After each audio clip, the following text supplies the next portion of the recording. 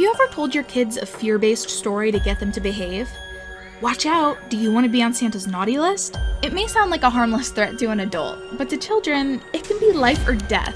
Emphasis on death. Winter is supposed to be a sparkly, glimmering time where no matter what you celebrate, you still feel some sort of hope for the new year and a longing for family togetherness.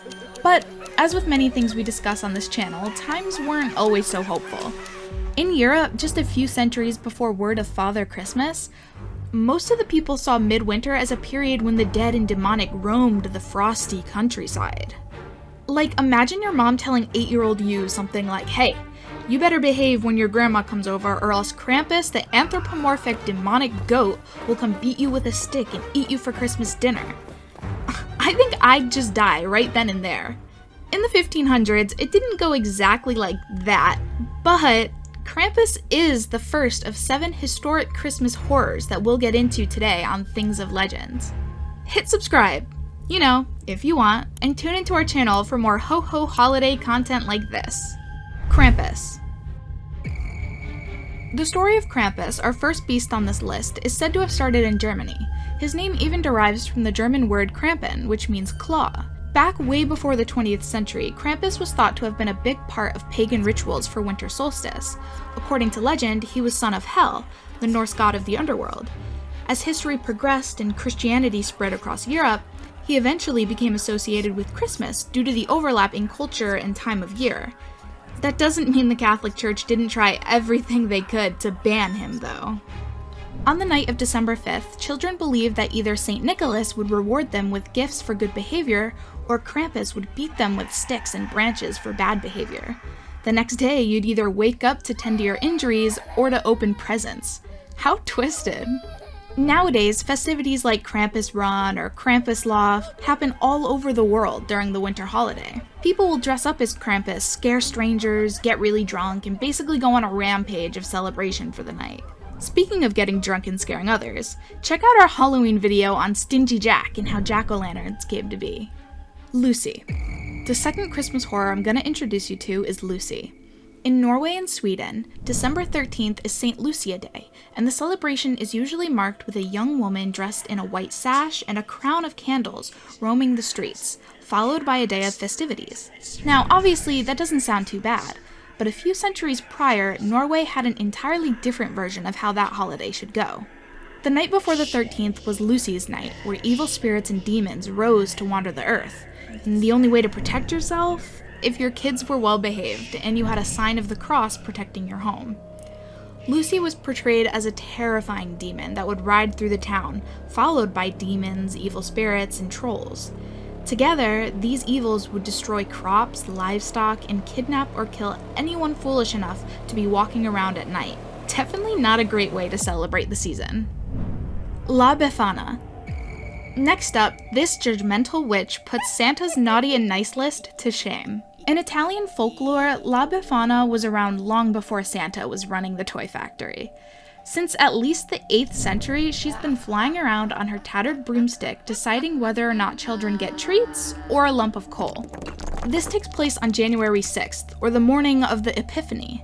In Italy and many countries, the Epiphany marks the official end of the Christmas season. If you're familiar with the Christmas story, it's when the 3 wise men arrived at the manger bearing gifts for Jesus after his birth. Originally, when asked if she wanted to accompany the men to Bethlehem, La Befana declined, but had second thoughts after they were on their way. So, she set off on her own to deliver a basket full of gifts to baby Jesus, but was unable to find the manger before the Epiphany. Now, on Epiphany Eve, she wanders each house looking for the child, leaving gifts or coal behind her.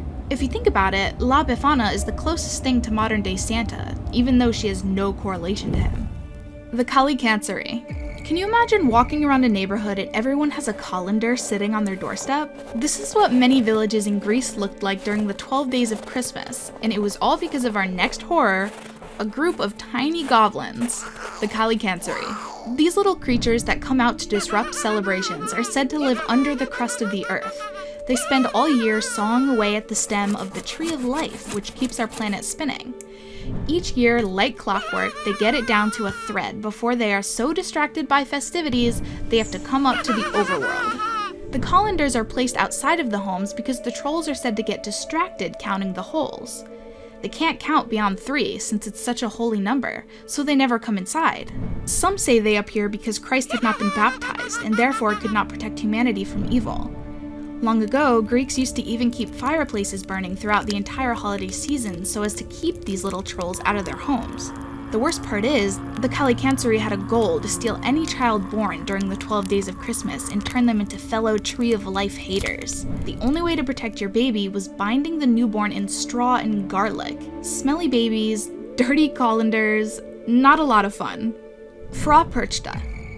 The next scary creature we're going to cover, like many of the ones on this list, started a bit differently before the spread of Christianity. In pre-Christian traditions, Perchta was an alpine goddess whose particular celebration day coincided with the 12th night of Christmas.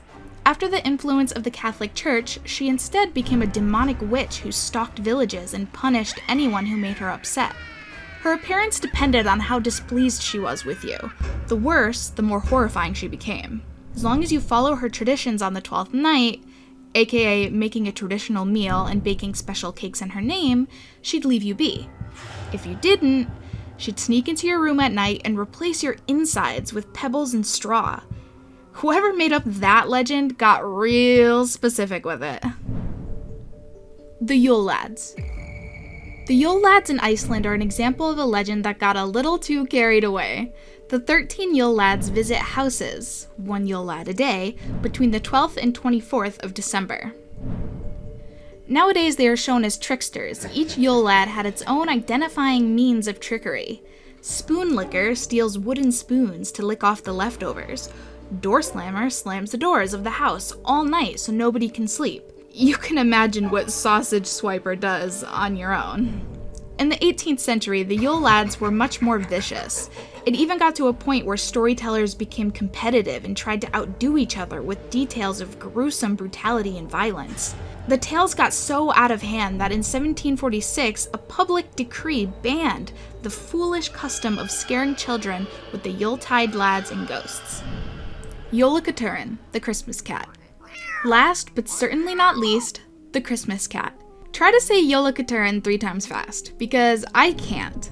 If the Yule Lads weren't enough, in Iceland around the 19th century, these wicked guys gained a companion. Any child who did not receive new clothes on Christmas Day would be confronted with a ferocious beast that had razor-like whiskers, blazing eyes, huge claws, and an enormous appetite.